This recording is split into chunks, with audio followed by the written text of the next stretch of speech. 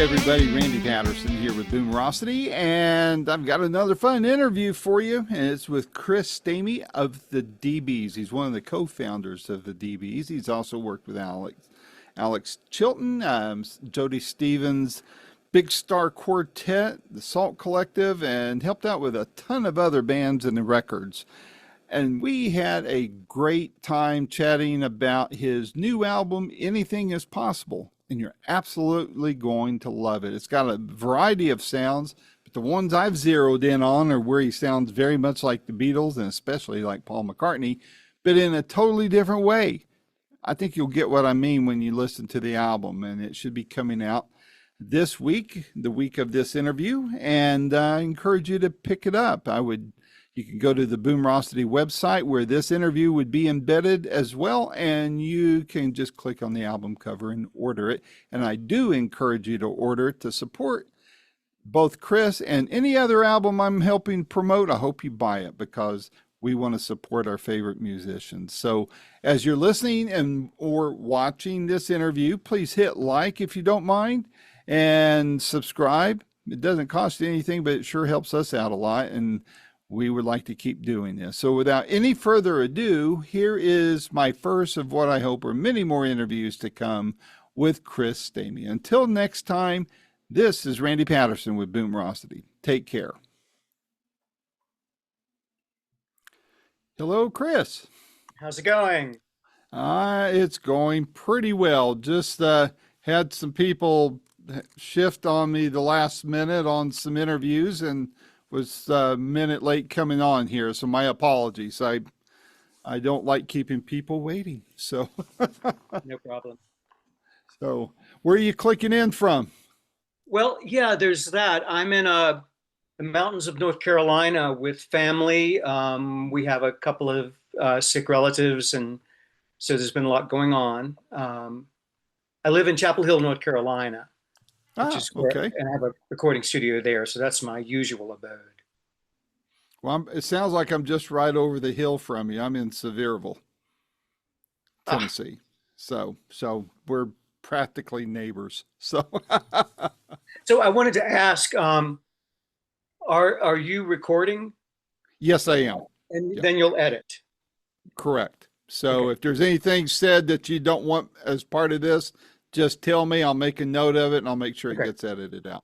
I guess I should try to cut original sound from musicians on. I think that'll be better. Okay. But I hope you can hear me okay. I don't have any fancy mic up here in the mountains. That's all right. No problem. People like the fact that I do a laid back type of setup without all the fancy glitzy. About as glitzy as I get are these virtual backgrounds here, so that Very nice. I was thinking that took a lot of paste to get them up on your wall. yeah, that's right. I had to steal a lot of album covers. So So you'll be putting audio up, but not visual. no, I'll do both. It's I fine. didn't know that. So I have a kind of crazy. Let me try to get the background here a little better. Okay, no problem. No problem. Like I said, I like the casuals, so you're good. You're good. So it turns out that I have interviewed at least 3 people you know or have worked with, and that's Peter Zolzapple. I put his interview up a few weeks ago. Will Rigby a few months ago, and Susan Calsill a Right. year or 2 ago. So all 3 of those, plus I'm sure I've probably interviewed others you know and have worked with, and I've done close to 600 interviews so far in my 16 plus years of doing this. So so I'm sure there's others that where you know them better than I do. So, but first of all, Chris, I love this album. What I really take away from it is I don't know if you intended for it to be this way. I know the promo said kind of a 60s sound and such. That's what Howard had served it up as, and that's right in my lane, right? So, but man, I was catching that kind of a Beatles McCartney vibe to it, but yet completely different. So that's what caught my attention, and very classic and yet very fresh. And was that what you were aiming for? Is that the kind of sound you were trying to nail? I love the way McCartney writes, and I credit his dad. Might have been named Jim. I'm not sure. Anyway, I credit his dad with a lot of that because McCartney grew up with a musician father, and he was Mm-hmm. hearing the Great American Songbook or the music of the mid mid century, last century, Mm-hmm. and so he was already familiar with a chord, a harmonic palette that I am very drawn to as well.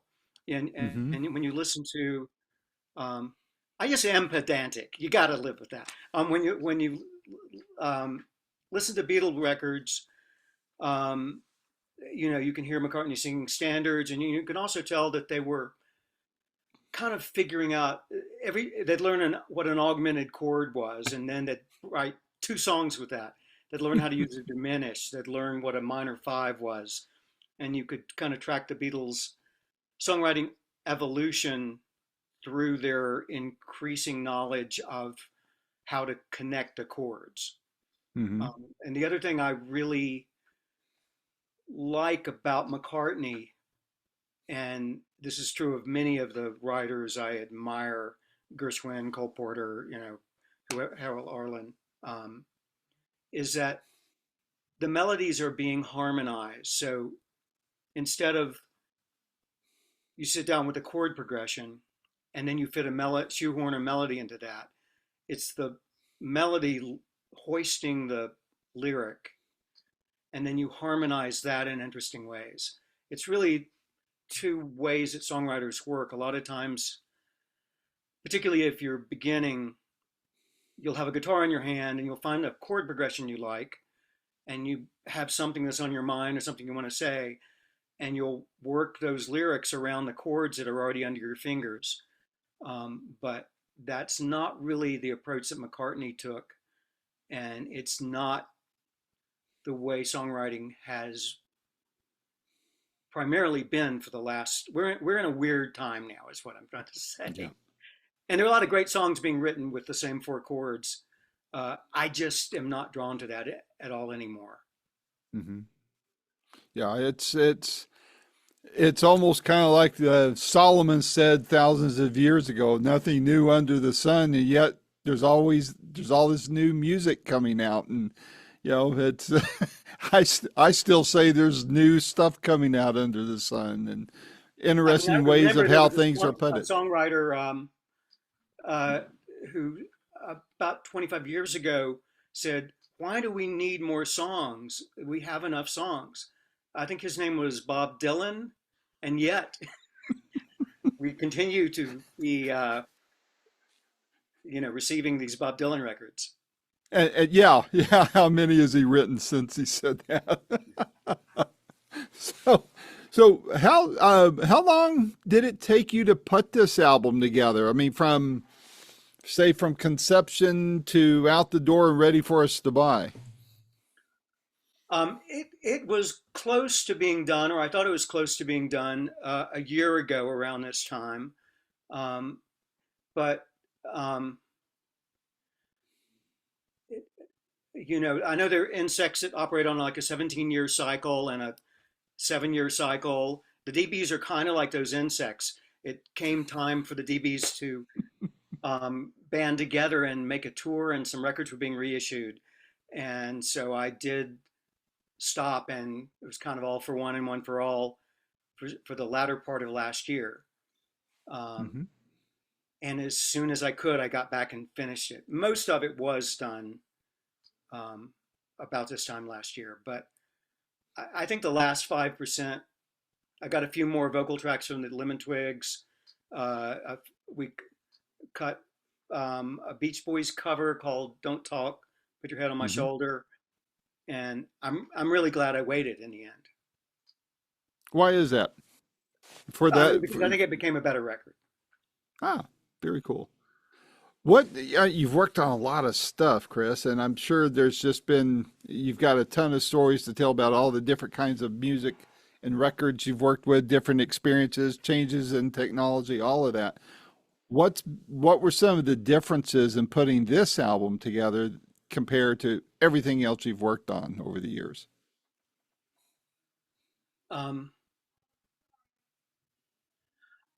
I think that people do, even kind, well-meaning people like yourself, ask me about songwriting, and I always feel like I've got to come up with something because the reality of it is you're in a certain kind of zone when you're writing a song.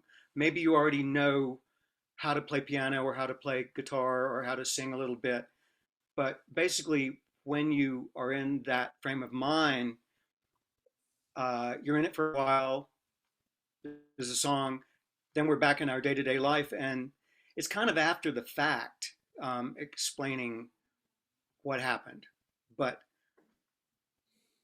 is that? I hope it's not. I mean, basically, I'm saying the theory of the bicameral brain, where you're creative in your right brain, and then the left brain is trying to make sense of it, um, is one that I do subscribe to. And I know I started this record at one point thinking of it as being kind of croonerly. There's a song Mm-hmm. called "After All This Time" that is very traditional, and I'm really proud of it. But it's written in uh, as a song that other people could cover, you know. And I had a few like that, and then as I wrote more, I ended up doing the shows with the DBs. I did some shows with the Mitch Easter. I did some dates with the Lemon Twigs, and I kind of remembered guitars were fun, you know. I mean, a good old snare and backbeat going, and I was pulled in that direction. So I Mm-hmm. think that that is one of the things that really was fortuitous because this record has some yin and yang. It has some uh, rocking on it, and it's got some very tranquil moments as well. Were there any surprises in it, especially if you had in mind going into it thinking one thing? Were there surprises that popped up and going, "Wow, I wasn't planning on this," and it nudged things maybe a little bit differently than you anticipated? Um, yeah, I mean, I think any recording project I've been a part of is full of surprise and delusion and confusion. And what I about 10 years ago, I started writing songs on paper.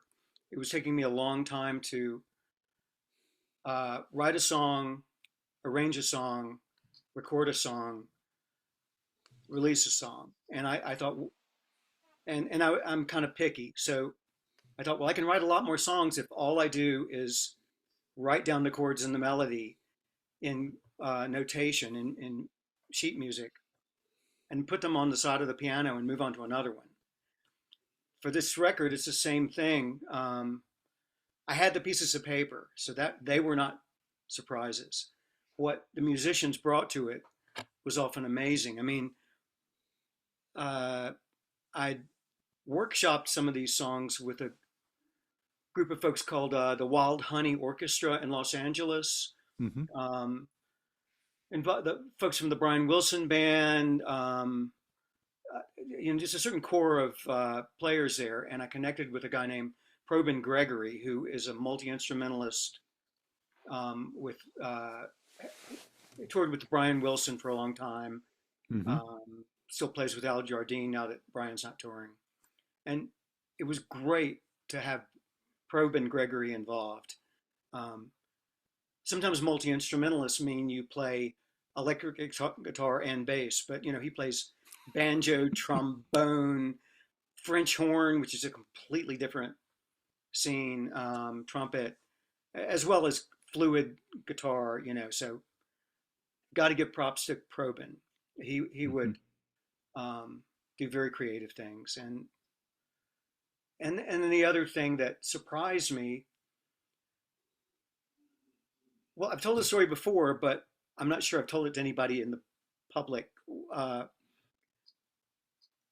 I'm really a big fan of the Lemon Twigs. They're an extraordinary young band, and they Mm-hmm. also are trying to find new places to go harmonically, which I am very attracted to. But I thought, well, your brothers, you sound great. Um, Maybe you'll sing a high part on my record. And I sent them an arrangement from a keyboard that had like 12 different vocal parts for this kind of Beach Boys big thing we were going to Yeah. record. And I said, I know you guys are busy. Can you pick a high part here and maybe sing it? What I discovered is that they don't read emails very closely. So what they did was, well, this is by their own account. And so what they did is they did all 12 parts um, remotely in their studio in New York. And I was expecting to just get like, la, la, la, whatever, And I got back, the Norman Tabernacle Choir, an incredible, I mean, it's not like the Beach Boys.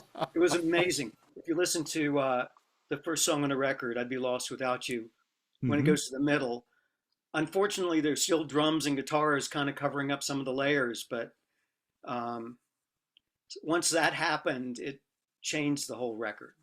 We were really drawn Wow. to this kind of choral harmony writing. And my friend Wes Show, who's a great arranger, got involved. And um, I mean, you probably heard stories about from other people about records taking zigzags, but I Hmm. definitely feel like this one zagged and zigged in a good way.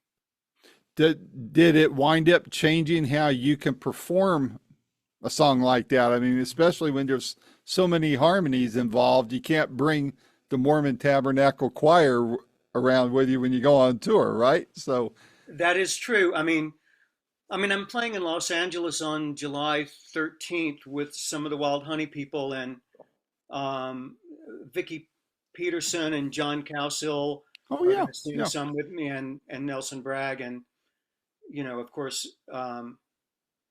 yeah, John Cowsill played and sang with Mike Love's Beach Boys Yep. for a long time. So Great you guy have the too. 12 parts, but you can still do a lot with four singers. Yeah.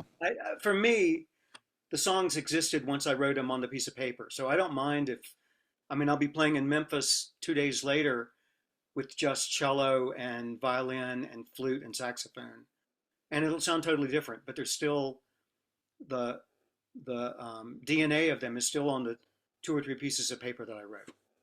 Wow. Very cool. I'd love to hear the two different versions of that, just to grasp everything you're talking about there, because I'm not a musician. I took music theory. I dinked Ah, around on the guitar as a kid and on the piano, but I was never devoted to it, so I never developed, but I love music. I love the business of music when it's done right. But to hear the differences, I could fully appreciate hearing that just between the two versions of it. But and in different venues even, and watching the crowd vibe, with it in different ways. Do you find that happening when you go from one kind of performance of a song like that to another? I'm always hoping that if it if the sounds make me feel the music deeply, that communicates. Yeah. If I'm particularly if I'm singing, and um, but I'm not like Miles Davis turning his back on the audience, but I do tend to focus on what's happening on stage. Right. Um, I don't. I admire people who are approach it like they're leading a kindergarten class where it's a lot of interaction back and forth and everybody Hmm. jumps around. But that isn't my gift. I try to make the it work with the notes. Hmm. Hmm. That makes sense. So You can probably tell this is the first interview I've done. that's So all right. No, I think I mean, it's for this record, for this right. Yeah. it's good that you're such a patient listener Well, because no, I'm blathering a no. little bit. Well, no. Boy, you should hear some of my others where we've gone on for 2 hours. But it was. But I'm here to listen and learn. Because I'm a fan. I'm not a professional. Except I'm a professional chatter. I like to just talk with people and hear what they have to say, and that's what's important to me. Were there particular songs you that struck you that you'd like to ask about, or was it more Yeah, the? let me pull that up real quick because I didn't have that in front of me here. Gosh, where? Oh, it's on a stream. Hold on there. There was one. Well, the first one, of course, that we just talked about, but I think it was in a lonely place. That kind of struck me. What was that song all about? Um, Mostly, I write songs that I want to sing, but Hmm. sometimes you don't get to pick. And I was writing that one thinking that, well, this would be great for Roy Orbison. I mean, that was unlikely since he's no longer with us. But Right, I was thinking right. about Roy Orbison with that one. But the real genesis of it, I love that movie, the movie, the Humphrey Bogart movie In a Lonely Place. It's Hmm. so dismal and and as noir as you can be. And so it's another thing that sometimes I try to write soundtracks for movies that already exist. I thought I would. There's a point in that movie, and it's so cheesy, and it's just kind of perfect, where there's a voiceover, and it's something like, uh, uh, let's see, "You came, and my life began. You left, and it ended." And it's delivered by Humphrey Bogart. And I know it was a contentious part of the script, but that's the second verse of the song, pretty much. Kind of a Mickey Spillane feel to it or something, Ah, right? Yeah. so those would be my thoughts on that one. And I thought many times maybe this goes on too long. If Roy Orbison was doing it, maybe it would be 2.5 minutes. But in the end, I ended up keeping the guitar solo. Cool.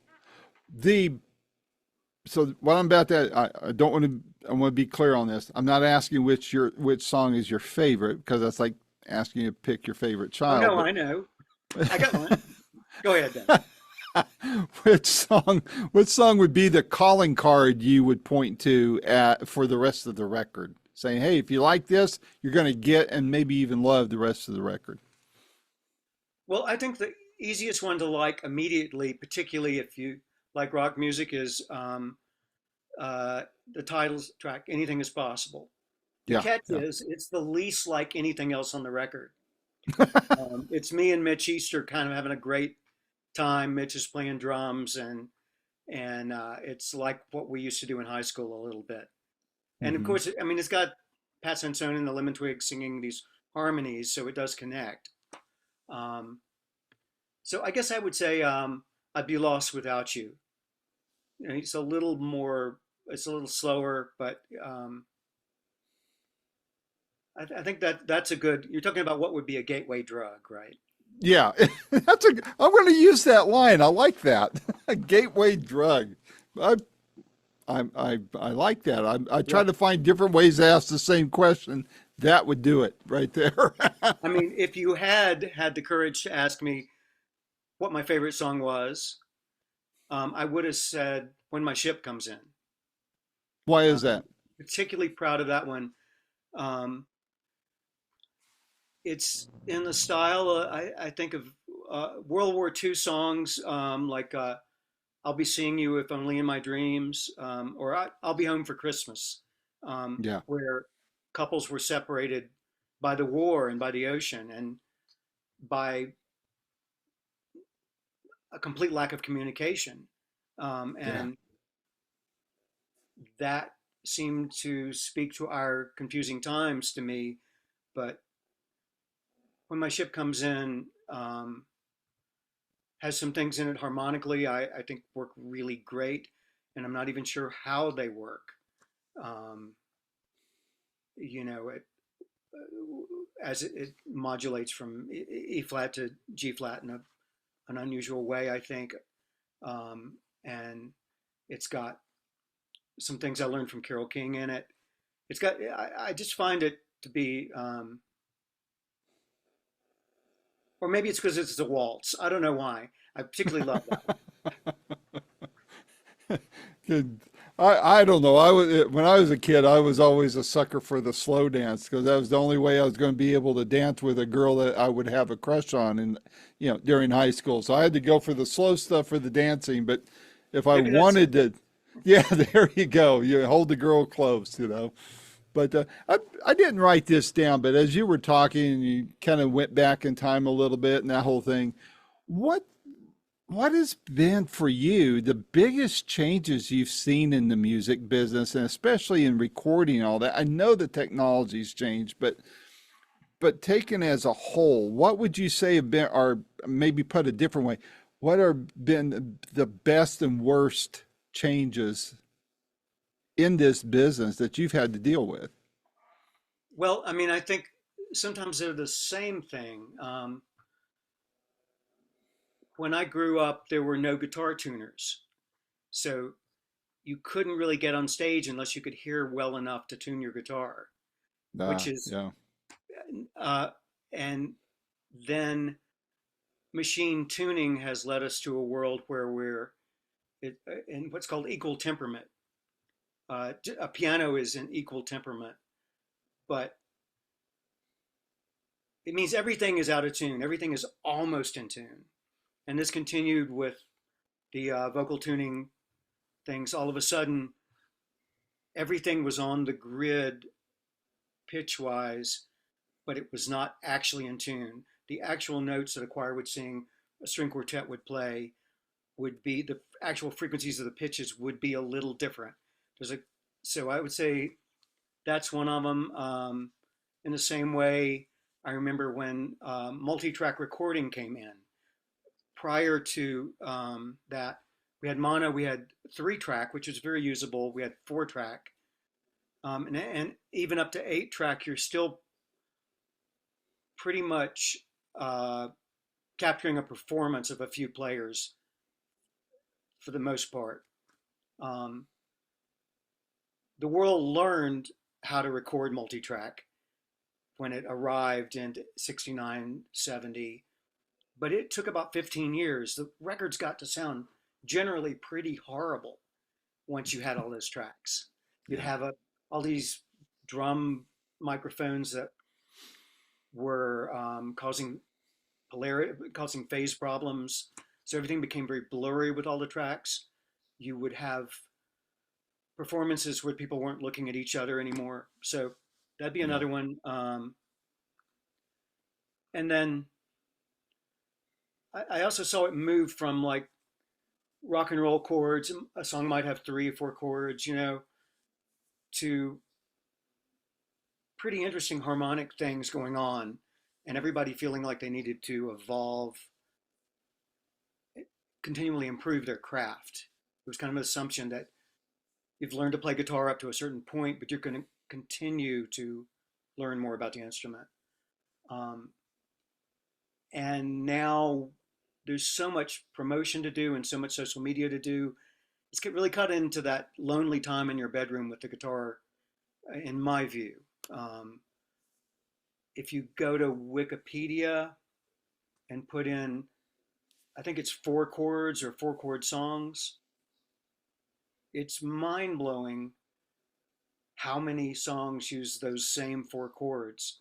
They're different than the old rock and roll chords, like maybe 6 4 5 1 or some combination of that. But it's become at the high level of hit makers. Um, I don't want to call out anybody, but it's become an assumption that you only use those chords. That's what you start with. You walk into the room and it's those 4 chords. And what else can I gripe about?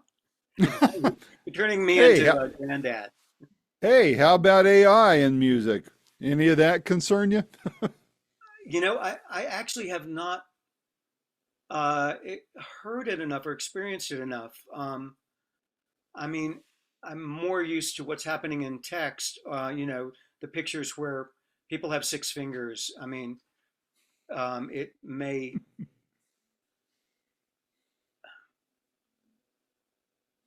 I guess it might it threaten my income. I don't know, but will it change the way my brain works when it goes and it's in the mode of, or maybe it's right brain, right? Uh, and you're in the mode of writing music. I don't think AI is going to do much about that. Yeah, yeah. I hope, as I've told others of your peers, what I hope happens is that it does a better, it brings intelligence into tracking actual play and actual pay Hmm, so that as it goes out and crawls the ether and it hears, it accesses all the streaming, hmm, place platforms and radio and all that kind of stuff. And it assimilates and says, all right, here's what took place this month. hmm. And here's who gets paid from it. I would love to see that happen. Right. So there's a more honest and lucrative, hopefully, distribution of funds. Do I think that'll happen? Only if the powers that be want it to. But to me, you do that and you go to a dynamic commission structure of, I subscribe to Apple Music. Hmm. And so if I spend 1 month only listening to one artist and to oversimplify things, and that artist gets any of the royalty money that's ever paid because he wrote, recorded, so on and so forth, then whatever that portion of that $17 I pay to Apple every month goes to an artist, then that one artist would get that portion for that month. The next month, if I listen to 10 different artists throughout Right. the month, then it gets, revectored that way. And that's the kind of things I think could help make streaming less of a bitter pill for artists because they're getting fractions of a penny on anything paid. But if you could get into more of that dynamic structure so that it ebb and flows with listening habits of everybody, and maybe not have to have a minimum. And that's what the other thing I don't understand. These streaming platforms wanting to pay you guys only if you crest a certain amount of streams, Right. but yet I can still get a 35-cent check in the mail from somebody that felt like they owed me 35 cents because I overpaid on a bill. Just doesn't make sense. Let's put some common sense into this stuff. And you get paid online anyway, so nobody's looking at stamp and sealing the envelope and writing the check. They can just distribute it as need be. And I know there's a lot more technology there that helps you guys in that area. Platforms that distribute to whoever you've agreed to think for things to be. I'm reading about that all the time, but I would love to see you guys get the money you deserve. Sounds good to me. Let's do it. There's some corollaries to what you're saying that are interesting. You're talking about streaming, and we're talking about songwriting. Um, it's kind of intros are now much shorter, and you get to the core. You need to get to the chorus much quicker if you're thinking commercially. I'm not.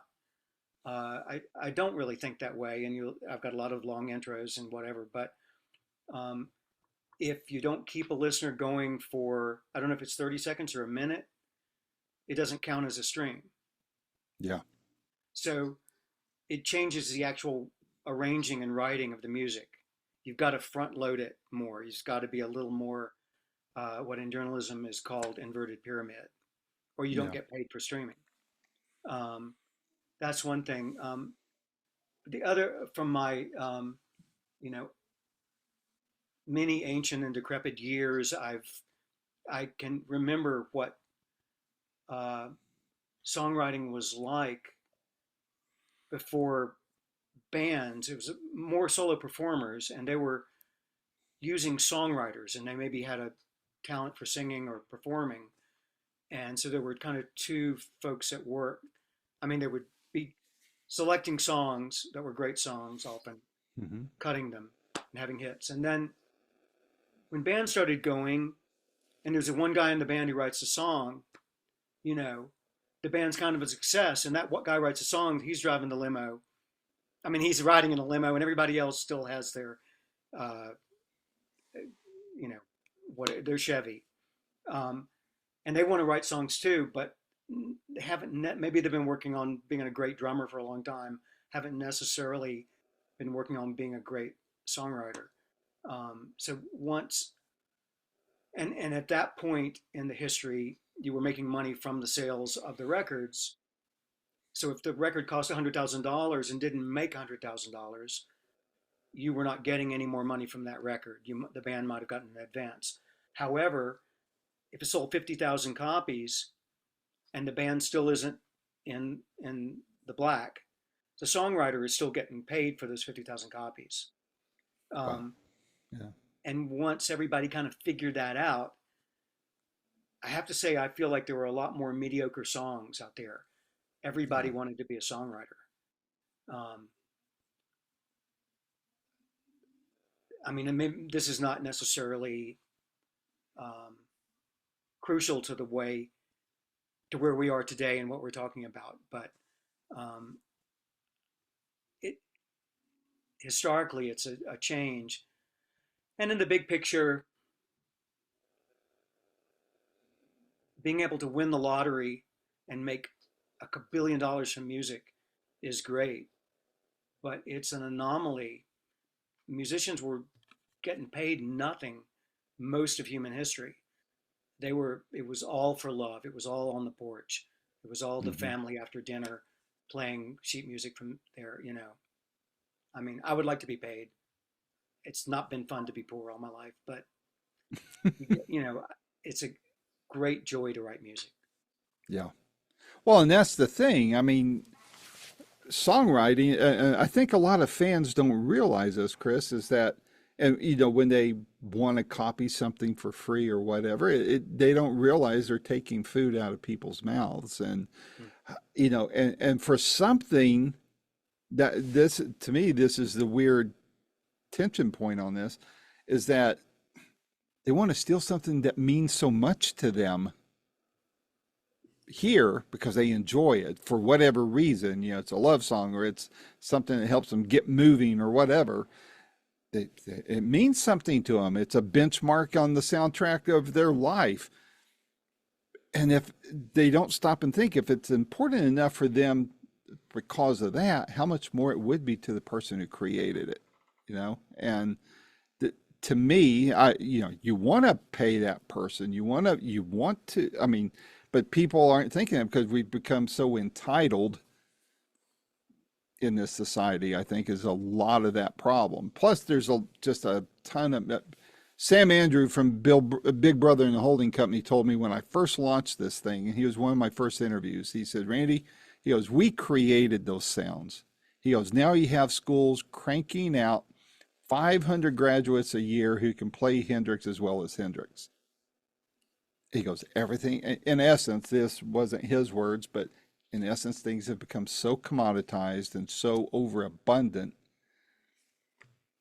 that as a consumer, we find ourselves valuing things less than we used to.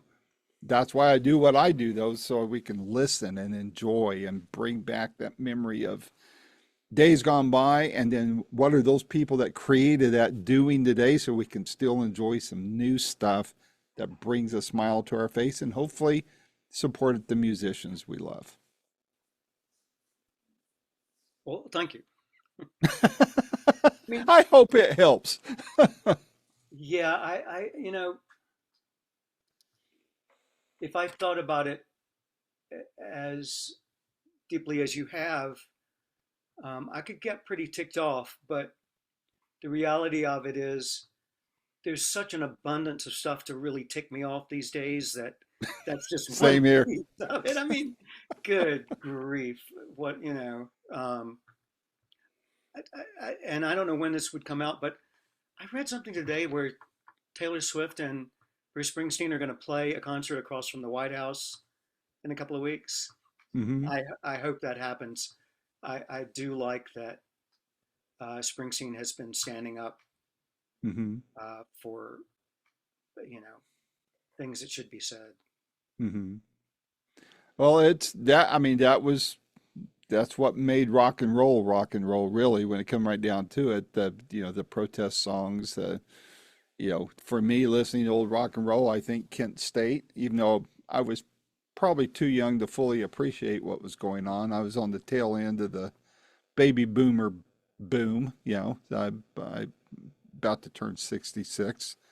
So it's, the older brothers and sisters were more into that protest stuff than I was at the time. But retrospectively, I could go back and enjoy that kind of music, and it does kind of peg me back to then. And I do think that generationally, that generation, well, not so much Bruce, but maybe Taylor and her sycophants would maybe get a clue what brought us here if they really wanted to try to affect change and try to make the world a truly better place and get out there and do something, and not just parrot things that have been spoon fed to them.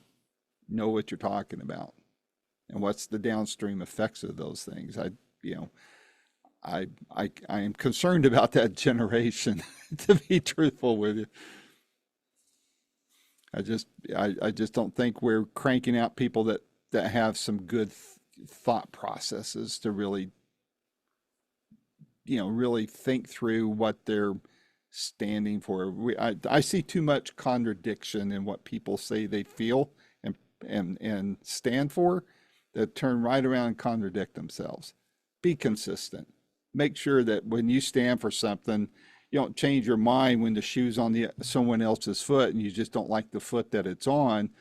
No, let's be consistent here, because long term that gives everybody a positive benefit instead of a ever changing negative one, in my mind. So, but I'm 66. What do I know? Yeah. So,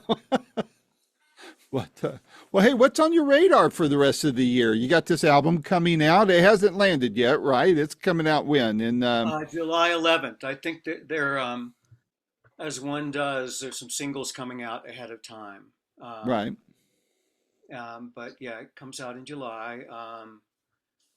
Let's see. I'm in this band called the Big Star Quintet, which is based Mm-hmm. around Jody Stevens, the drummer for the band Big Star. Mm-hmm.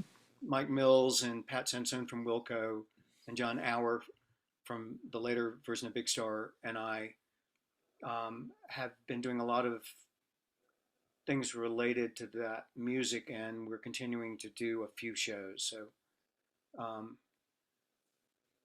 and and that's great. They're great folks, and Jody's amazing, and um, we've had a lot of great evenings around the world, great audiences for that. Mm-hmm. Um, and oh, I'm finishing up a record. Hopefully, I'll finish it this weekend. It won't come out till the fall, but it's an interesting thing called the Salt Collective. Um, Hmm. there's a French guitarist named Stéphane Chouk, and some French musicians who play with him, who have joined together with myself and Mitch Easter, Gene Holder from the DBs, Matthew Cause from Nada Surf, um, and we write songs and invite different people to sing them. I guess a new record. Well, I've been writing some with Andy Partridge, who was in the band XTC, Mm-hmm. and Matthew Cause is involved. Mike Mills again. Jason Faulkner from Jellyfish, who he plays with Beck now. Mm-hmm. I'm going to be forgetting people. A singer named Lynn Blakey, was in Let's Active. Um, Mm-hmm. Amy Mann has done a number of really great things. We have a duet, Mm-hmm. and she sings a great song on there. Um, so it's a big project that, again, it's a bunch of people who enjoy being in the same room with each other, and Mm-hmm. um, and sometimes there's a song that's kind of like "In the Court of the Crimson King" by King Crimson. Yeah. Um, there are some things that maybe have flavors of XTC. Um, it's super cool. Oh, cool. So that's what I'm Well, working it on gets this weekend. well when that gets close to coming out, maybe you and one or two, three of the other bandmates want to do a group one of these things, let's talk about that album. I think that'd be fun. Okay. I And mean, just, actually, the Salt Collective have an EP coming out next tomorrow. Ah, ah. which is very cool. It's got one song that was a collaboration with Scott Miller from Game Theory right before he died, hmm and everything else is new and current. The Lemon Twigs are on it, doing a cover of "I Want to Tell You," which is a George Harrison song on Revolver. hmm I've got a tune on it. Um, Mitch Easter has a great, very spooky Sid Barrett like song on it that I Mm. just love. So that's tomorrow. I mean, Wow. tomorrow meaning in the past for the Right. podcast. So it's That not little your time warp tomorrow. there. It's my tomorrow. It's his tomorrow. Yeah, we'll mess with their minds. So, but yeah, let's do some chatter on some of this stuff downstream because I think people want to hear it. You know, your fans would want to hear it, and I want to do my part. I mean, I'm not Rolling Stone magazine size wise. I would like to have their numbers, just not the way they do things. And so, I do my part to get the word out around the world, and the following's growing every day. I'm proud of that. So, I'll do my part, and you get another bunch of people like me doing what I do out there as well. Pretty soon, you got some pretty good numbers adding up, and I think that's a good thing for you. So, Well, we thank you. let's do that. Well, Chris, this has been a lot of fun. I look forward to hearing great things about this album as it rolls out and people become more and more aware. I'll have a link to it on my website when this posts. I'm sure Howard will want me to post this a little closer to when the album drops. But on the website, I'll have this video. If you have any music video tied to the album, I'll put that or an EPK or whatever you have going on that. And then, of There's a course, music the video album. already for the first song. Oh, okay. All right. Well, then I'll make sure to include that on the web page on my website, which is Great. boomerocity.com, when this all posts. And then the album cover will be clickable and they can kick out to Amazon or your website or wherever you guys want me to put it at to where they can buy the album instead of just stream it. So, It occurs to me, and this would mean you have to edit, but um, I already said that I was playing in LA on July 11th. I should I say something about the New York show I'm doing on July 10th? That you, yeah, go right ahead. Go right I mean, ahead. it doesn't work to do the cut. You don't have to. But um, so I'm doing the show in July 13 in LA, but I'm also playing with a great group and different arrangements in New York on July 10 at City Winery. Hmm, Playing with Andy Burton, who some of you might know is keyboard player for John Mayer and right. for Rufus Wainwright. Great hmm player. My old friend Dave Schramm on guitar, who has played a lot with Yola Tango. Um, uh, Jeremy Chatsky from Losers Lounge and Bruce Springsteen. Um, Really great session drummer from New York named Kenny Soul. hmm And those guys play together a lot and have played with me a lot. And it's a little bit of a reunion gig, but it's a record release show. Oh, very fun. Gosh, I wish I could make that. That would be cool.